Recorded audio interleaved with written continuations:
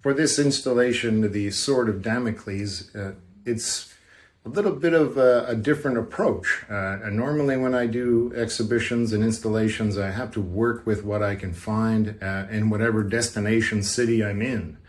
And with this particular one, I'm able to work with my resources at the College of Charleston. I have a vast studio there, equipment, materials, and I'm a sort of a collector of things. So I'm able to sort of bring those things out and incorporate them into this show.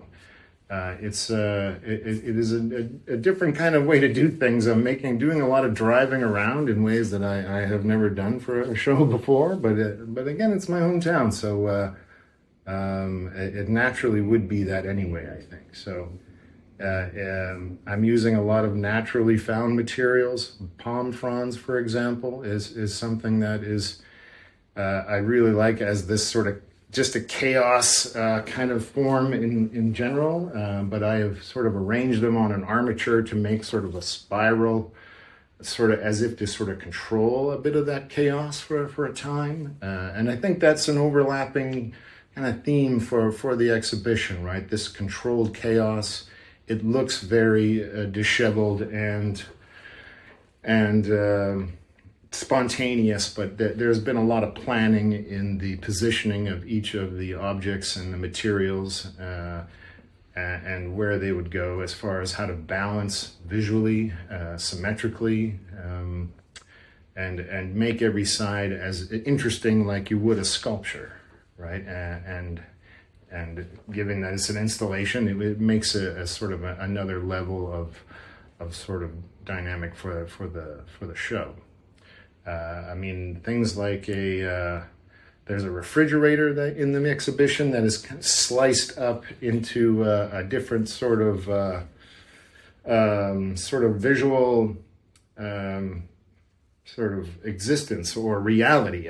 When I was doing it, I was thinking about this idea of this refrigerator that is changing into something else, something that is evolving or devolving.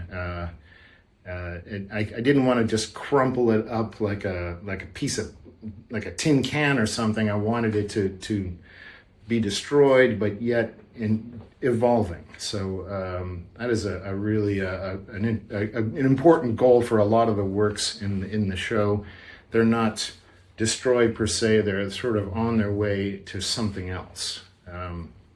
Sort of mid-transition. There's a front end of a truck that is meant to look like it's folding in on itself. There are wheels and there are mirrors on the back that are meant to look like it's, again, sort of changing. It has been part of this overall visual that is to be this aftermath of a flood, but yet it is intended to look like it's constructed that way, like it is fabricated right from the start.